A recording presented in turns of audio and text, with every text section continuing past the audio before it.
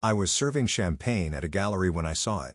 A painting I made when I was 6. Price tag, $150,000. Sir, that painting is mine, I said. Impossible, the gallery owner laughed. He called security to kick me out, but he forgot to check the secret message on the back of the canvas.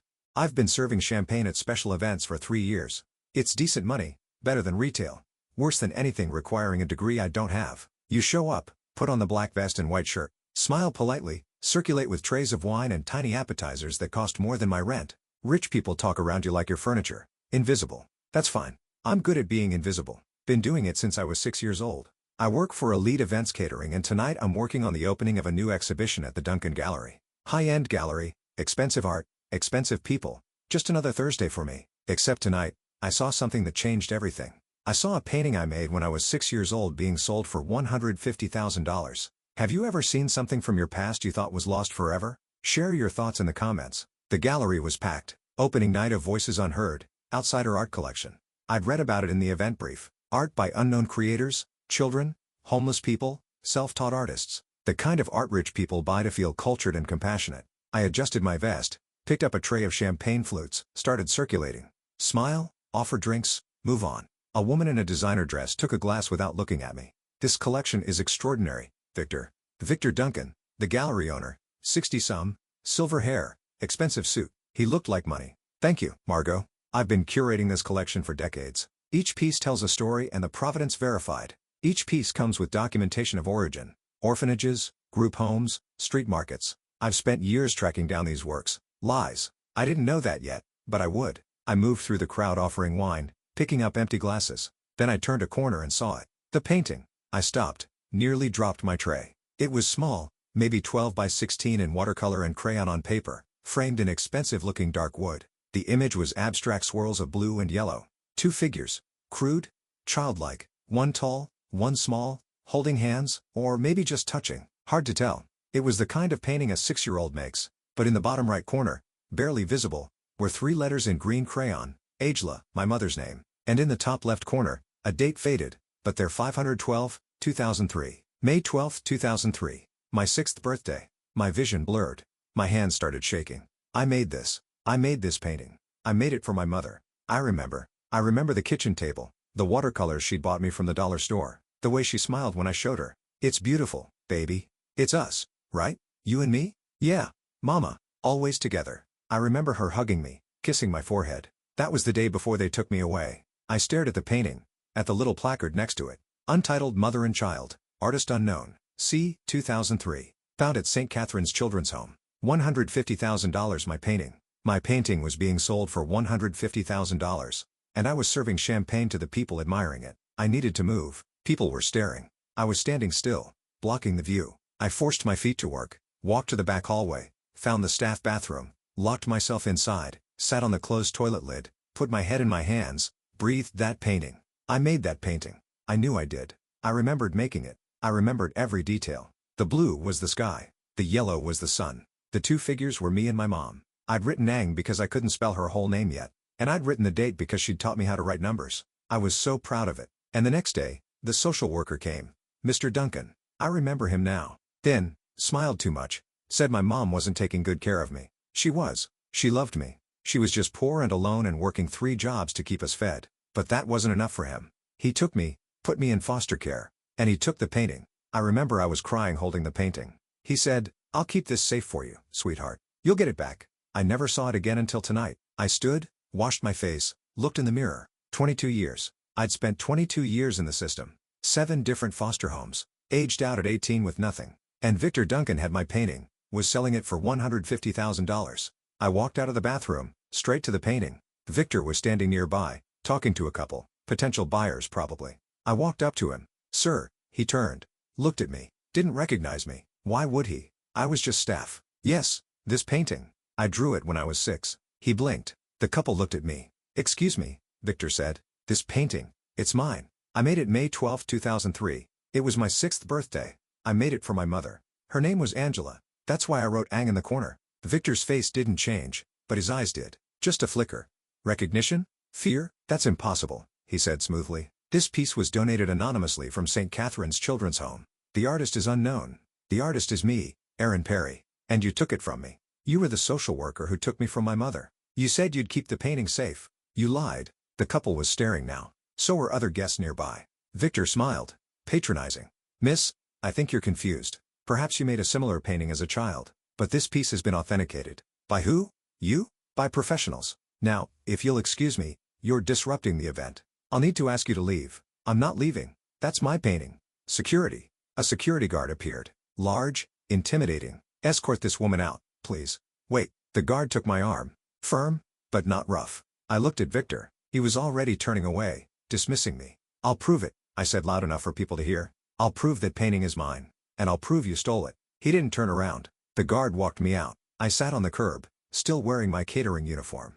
My manager, Tony, came out. Aaron, what the hell happened? I saw a painting I made when I was a kid being sold for $150,000. I confronted the owner. He had me kicked out. Tony sighed. You can't do that. You can't confront clients. He stole from me. Can you prove it? Not yet, but I will. Well, until you do, you're off the schedule. I can't have you causing scenes. Tony, I'm sorry, Aaron. Call me when you sort this out. He left. I sat there alone.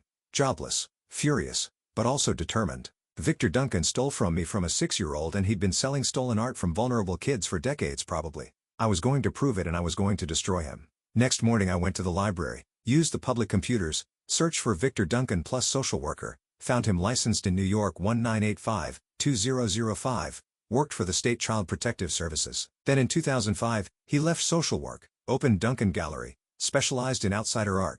Convenient. I kept digging, found articles. Duncan Gallery features rare collection of children's art. Victor Duncan's eye for undiscovered talent. How one man preserves the voices of forgotten artists. Forgotten artists, right? Stolen artists. I needed proof. But how? I didn't have the original painting. He did. I didn't have photos of me with it. We didn't have a camera back then. We were too poor. But I had something. I had my memory and I had details. The painting had more than just "Ang Love Aaron."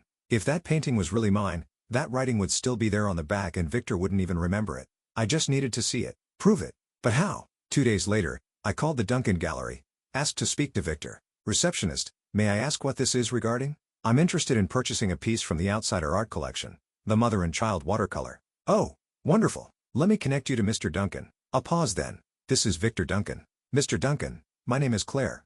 I'm interested in the watercolor piece, the one with the mother and child. I'd like to examine it before making an offer. Of course. Are you a collector? My family is. I'm new to this, but I have a budget of $200,000 for the right piece. His tone warmed. Excellent. When would you like to come in? Tomorrow. Around 2:00 p.m. Perfect. I'll have the piece ready for viewing. I hung up. Tomorrow. I'd see the back of that painting and I'd prove it was mine. Next day, I stood outside Duncan Gallery. I'd borrowed clothes from my roommate. Nice blazer, dress pants, big eccentric glasses. Looked like someone who could spend $200,000 on art. I took a breath, walked in. The receptionist smiled. Can I help you? I have an appointment with Mr. Duncan. 2 p.m. Claire Pine. I made up the last name on the spot. Of course. One moment. She called back. Moments later, Victor appeared. He looked at me. For a second, I thought he'd recognize me, but he just smiled. Professional, welcoming, Ms. Pine. Pleasure to meet you. Thank you for seeing me. Of course. You're interested in the mother and child piece. Yes. I'd like to examine it closely if that's all right. Absolutely. Follow me. He led me to a private viewing room. Small, well lit, a table in the center. The painting sat on an easel under soft lighting. My painting. My chest tightened, but I kept my face neutral. Beautiful, isn't it? Victor said. There's something haunting about it. The simplicity, the emotion. It's remarkable. May I? I gestured toward the painting. Please. I approached, studied it up close. The blue and yellow swirls, the two crude figures, the letters "Ang" in the corner, the date. The provenance says it was found at St. Catherine's. I asked. Yes, 2003. A staff member was cleaning out old storage. Found several pieces by children. This one stood out. Liar. May I see the back? He hesitated. Just a flicker. The back? Yes. I like to see the full piece. Sometimes there are marks, signatures, things that add to the story, of course. He carefully lifted the painting off the easel, turned it around. The back of the frame was sealed brown paper backing. It's been professionally framed, he said, to preserve it. The backing protects the original paper. I understand, but I'd like to see beneath it before I make an offer. That would require removing the backing, which could damage. I'll take that risk. I'm serious about purchasing, but I need to see everything first. He studied me, calculating. Finally. Very well. Let me get my tools. He left the room. I stood there, heart pounding. This was it. If my writing was on the back, he'd see it and he'd know I was right. But would he admit it or would he destroy the evidence? Victor returned with a small toolkit. He set the painting face down on the table. Carefully, he began removing the tiny nails holding the backing in place. I watched, silent, barely breathing. He peeled back the brown paper and there it was. The back of the original watercolor paper, faded, yellowed, but visible in green crayon. Childish handwriting. "For Mama, love Aaron." Victor went very still. I leaned closer. "What does that say?" He didn't answer. "It says for Mama, love Aaron," I said. "Doesn't it?" He looked up at me. Really looked. Recognition dawned.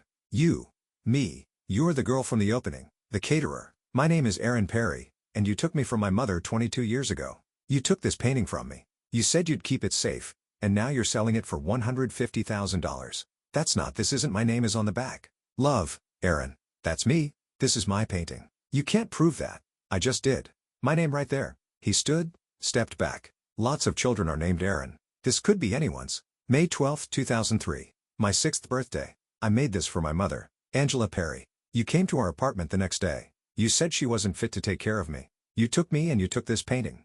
I was crying. You said you'd keep it safe for me. His face had gone pale. "I don't know what you're talking about." "Yes, you do. You need to leave." "I'm not leaving. That's mine. You stole it. I acquired it legally through proper channels. You stole it from a 6-year-old. Get out or I'm calling the police." "Good.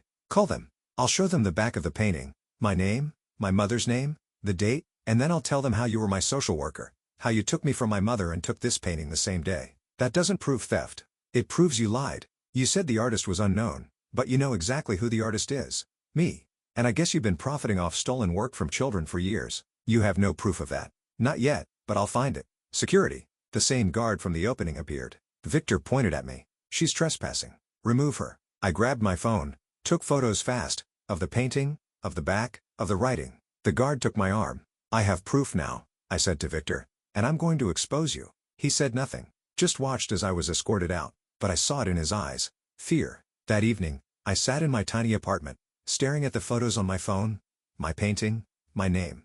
I had proof it was mine. But what now? I couldn't afford a lawyer. I didn't know how to fight someone like Victor Duncan. I googled art theft plus journalist. Found a name. Jody Coleman. Investigative journalist specialized in art fraud, forgeries, stolen works. I found her email, sent a message. "Miss Coleman, my name is Aaron Perry. I have evidence that Victor Duncan, owner of Duncan Gallery, has been stealing and selling artwork created by children in foster care. I can prove one of the pieces currently for sale is mine. I'd like to speak with you." I hit send, hoped she'd respond. 3 days later, Yod called. "Aaron Perry. Yes, this is Jody Coleman.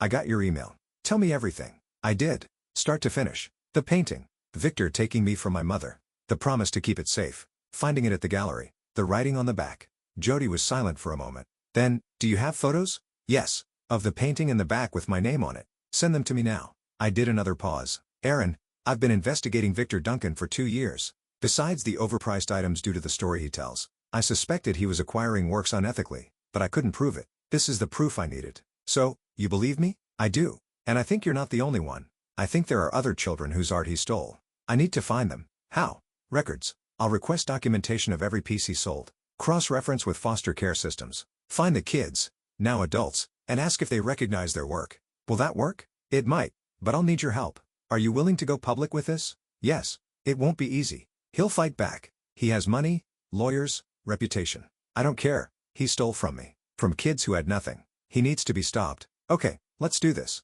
Yod worked fast. 2 weeks later, she found sales records from Duncan Gallery via state grants and audits. Found over 200 pieces of outsider art sold in the past 20 years. She cross-referenced found patterns. Many pieces dated from 20,205 when Victor was a social worker. Many were labeled found at children's homes or acquired from estate sales of former foster children. Yod started making calls. She found 5 people who recognized their childhood artwork being sold by Duncan Gallery. 5 people who'd been in foster care. 5 people Victor had been the caseworker for. One of them was Gary. Yod arranged a meeting. Me, her, and Gary. We met at a coffee shop. Gary was 35. Looked tired but determined. I saw my painting on Duncan's website 3 years ago. He said it was a drawing I made when I was 8 of my dog. I loved that dog. He died right before I went into foster care. I drew him to remember. "Victor took it?" I asked. "Yeah," said he'd preserve it for me. I never saw it again until I found it online being sold for $80,000. "Did you confront him?" I tried. He denied it was mine. Said lots of kids draw dogs. I didn't have proof, so I gave up. "We have proof now." Yod said. "Aaron's painting has her name on it and we're building a case. If we all come forward together, I'm in. Gary said, I'm tired of people like him taking from us. We were kids. We had nothing. And he stole the one thing we did have, our memories. I reached across the table, shook his hand. Thank you. 3 weeks later, Yod published her article, Stolen Childhoods, How One Gallery Owner Profited from Foster Children's Art. It went viral. She laid out everything. Victor's history as a social worker, the timeline, the 5 of us, me, Gary, and 3 others, testifying that our art had been taken and sold, photos of the paintings, proof of our identities, statements from former foster care workers confirming Victor had access to children's belongings. The art world erupted. Duncan Gallery was flooded with calls, protests outside, buyers demanding refunds. Victor released a statement. These allegations are false. All works were acquired legally and ethically, but the evidence was overwhelming. The district attorney opened an investigation.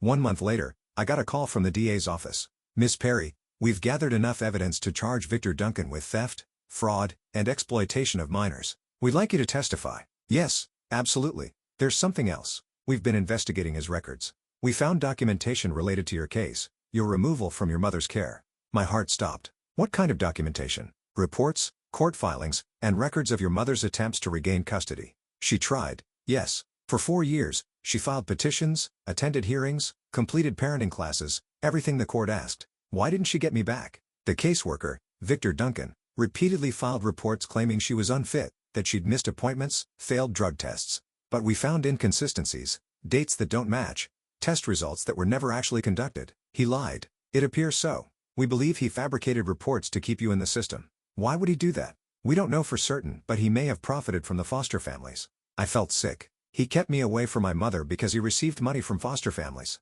It's one theory we're investigating. Not only money, we think he had access to some art you draw there too. What happened to her? My mother. Silence. Miss Perry, your mother passed away in 2007. Pneumonia. She was hospitalized but didn't seek treatment in time. According to medical records, she'd been suffering from severe depression. My world tilted. She died. I'm very sorry I couldn't speak. There's more. Before she passed, she wrote letters to the court begging to see you. She kept every drawing you'd made before you were removed. She had them in a box. When she died, her belongings went to the state. We found the box. It's in evidence now, but after this is over, it's yours. I was crying. Couldn't stop. She never stopped fighting for you, the DA said gently. I thought you should know. 2 months later, Victor Duncan was charged with 15 counts of theft and fraud. I testified. So did Gary and the 3 others. We told our stories. The prosecutor presented evidence, the paintings, the forged reports, the timeline. Victor's lawyers argued, claimed the art was abandoned property, that he'd preserved it, but the jury didn't buy it. Guilty on all counts. Sentencing 8 years in prison, restitution to all victims, forfeit of all stolen works. The judge looked at Victor. You were entrusted with the care of vulnerable children, and you exploited them for profit. There is no excuse for what you've done. Victor was led away in handcuffs. I watched him go and felt empty. Not triumphant, just sad. 3 months later, the DA's office returned my painting and the box of drawings my mother had kept. I sat on my apartment floor, opened the box, dozens of drawings, crayon, marker, watercolor, all from when I was 5 years old. And at the bottom, letters. Letters from my mother to the court. Please let me see my daughter. I'm doing everything you asked. I got a better job. I have stable housing. I completed the classes. Please. She's my whole world. I miss Erin every day. I think about her constantly. Is she okay? Is she happy? Please tell her I love her. Please tell her I'm trying. I'm sick. The doctor says I need to rest, but I can't rest. I need to get Erin back. That's all that matters. The last letter was dated 2 weeks before she died. I don't think I'm going to make it. I'm too tired. But please, someone tell Erin I loved her. Tell her I never stopped fighting. Tell her I'm sorry I couldn't bring her home. I held the letter, sobbed. She'd loved me. She'd fought for me. And I never knew. Jody helped me find my mother's grave. Small cemetery. Modest headstone. Angela Perry, 1975, 2007. Beloved mother. Someone had paid for it. Maybe the state. Maybe a charity. I knelt down, set the painting against the headstone. The painting I'd made for her. The last thing I'd given her before Victor took me away. Hi, Mama, I whispered. I'm sorry it took me so long to find you. I didn't know. I didn't know you tried. I didn't know you fought for me. The wind rustled through the trees. I got the painting back. The one I made for you. I wanted you to have it like I promised. I traced her name on the stone. I know you loved me. I know you did everything you could. And I love you too. I always did. I wish I could have told you. I stayed for a long time just sitting there with her with the painting finally feeling connected. 6 months later, the stolen artworks were returned to their creators. Gary got his dog painting back, cried when he held it. The others got theirs. Some sold them. Needed the money. Others kept them. Needed the memory. I kept mine. Hung it in my apartment where I could see it every day. A reminder of my mother, of the love she had for me, of the fight she fought. Yod's article won awards, laws were changed, more oversight, more protections. Gary and I stayed in touch, became friends. Sometimes we met for coffee, talked about our childhoods, our mothers, the system that failed us, and we talked about healing, because that's what we were doing. Finally, healing. I don't work in catering anymore. After the trial, the restitution from Victor's assets was divided among the victims. My share, $80,000, enough to change my life. I went back to school, enrolled in an art therapy program. I want to work with foster kids, teach them art, help them process trauma. 3 years ago, I walked into a gallery to serve champagne. I saw a painting, my painting, being sold for $150,000. I could have stayed silent, stayed invisible, but I didn't. I walked up to one of the most powerful men in the art world and said, "Sir, this painting is mine. I drew it when I was 6. He said it was impossible, but I proved him wrong. And in doing so, I found my mother again. Not in person. She was gone. But in the painting, in her letters, in the love she'd left behind. And that was enough. It had to be." Which moment hit you hardest? When Erin saw the painting? When she discovered the writing on the back? Or when she learned her mother had fought for her until she died? Share your thoughts, your experiences with standing up to injustice in the comments below. If this story about stolen childhoods, a mother's love, and fighting for justice moved you,